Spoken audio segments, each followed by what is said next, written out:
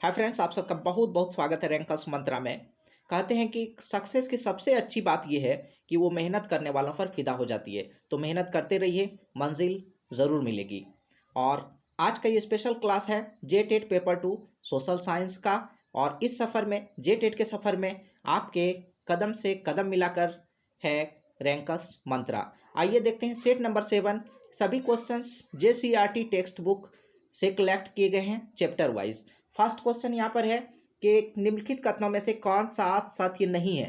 बौद्ध धर्म के 3 प्रमुख बिंदु बुद्ध, संघ और धम्म है। बौद्ध धर्म के 3 प्रमुख बिंदु हैं बुद्ध, संघ और धम्म, ये राइट है। सुत्त पिटक में गौतम बुद्ध के उपदेश संकलित किए गए हैं, ये भी राइट है। उपनिषद में सांसारिक सुखों के महत्व को दर्शाया गया है, इस पर विचार किया जा सकता है। और उपनिषद में कर्म कांड था, पशु बलि की निंदा की गई है, ये भी राइट है कि उपनिषद में कर्म कांड और पशु बलि की निंदा की गई है। लेकिन उपनिषद में जो है सांसारिक सुखों के महत्व को नहीं, बल्कि सांसारिक सुख जो है वो महत्वहीन है, ये दर्शाया गया है। तो ऑप्शन थर्ड जो है ये सही नहीं है, तो ऑप्शन थर्ड ही राइट आंसर होता है। नेक्स्ट क्वेश्चन है विनय पिटक के लिए निम्नलिखित में से कौन सा कथन सही है। विनय पिटक के लिए इसमें बुद्ध के उपदेश हैं, या इसमें भिक्षुओं के अनुशासन से संबंधित नियम है, या इसमें दार्शनिक विचार है, या उपर्युक्त में से कोई नहीं। तो विनय पिटक के लिए इसमें जो है विनय पिटक में क्या है, भिक्षुओं के अनुशासन से संबंधित नियम है। त्रिपिटक में से पहला सुत्त पिटक है, उसमें बुद्ध के उपदेश संकलित किए गए हैं। विनय पिटक में भिक्षुओं के अनुशासन के नियम बताए गए हैं, और अभिधम्म पिटक में दार्शनिक विचार हैं।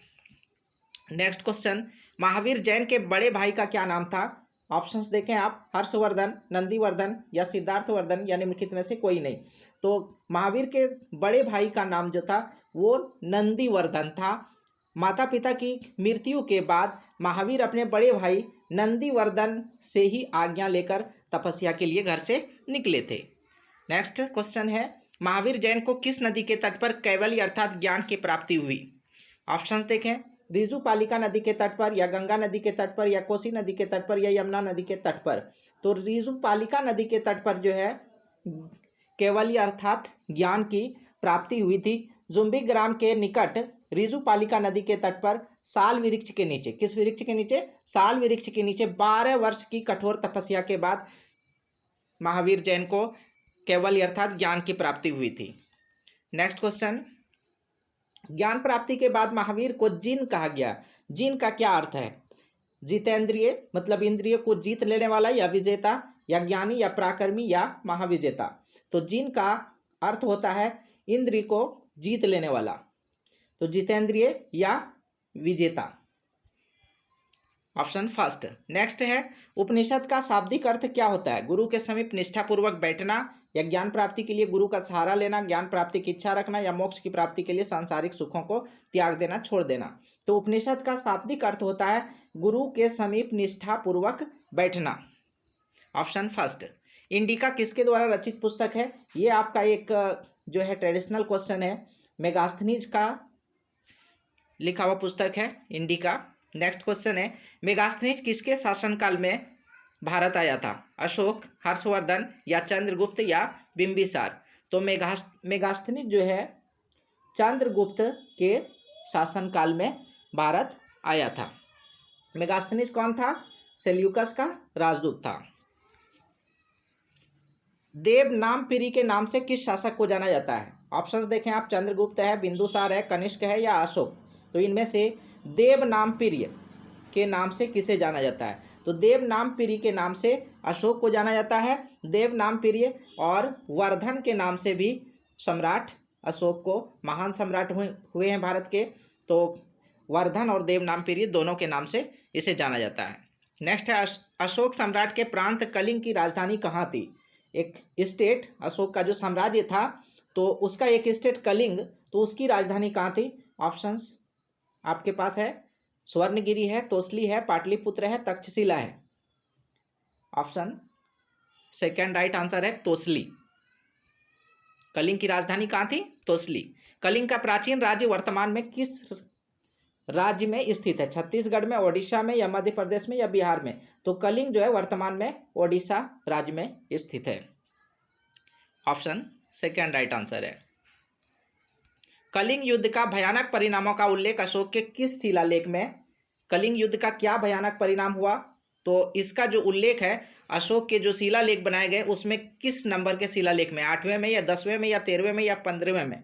तो भयानक परिणाम जो कलिंग युद्ध का था उसका उल्लेख जो है 13वें शिलालेख में मिलता है, ऑप्शन 3 में आपका सही आंसर है। निम्नलिखित में से अशोक के किस शिलालेख में उनके धम्म की व्याख्या की गई है।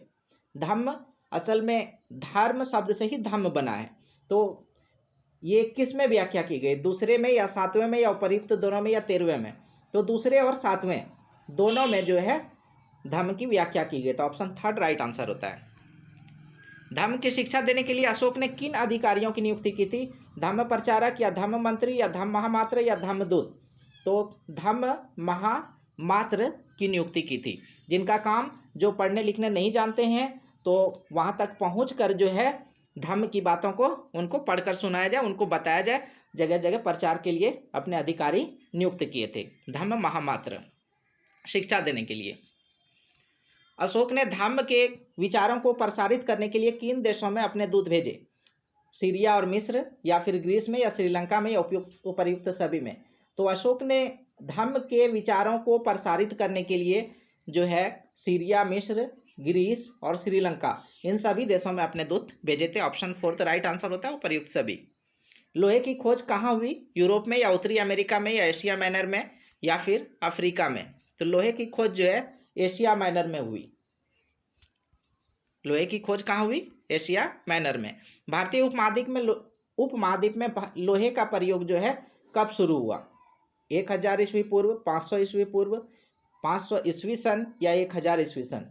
तो भारतीय महाद्वीप में आज से लगभग जो है 3000 साल पहले, 3000 वर्ष जो है पहले लोहे का प्रयोग शुरू हुआ, मतलब 1000 वर्ष पूर्व लगभग। सबसे प्राचीन माने जाने वाले आहत सिक्के किस धातु के बने होते थे, सोने के, चांदी के, उपर्युक्त दोनों या तांबे के। तो आहत सिक्के जो है दोनों के बने हुए पाए गए हैं, सोने और चांदी दोनों के। तो ऑप्शन 3 राइट आंसर होता है उपर्युक्त दोनों। नेक्स्ट क्वेश्चन, मल्हार यायावर बंजारा का संबंध किस राज्य से है, बिहार, झारखंड, ओडिशा या छत्तीसगढ़ से। तो मल्हार या यायावर बंजारा भी जिसे कहा जाता है, इसका संबंध झारखंड से है।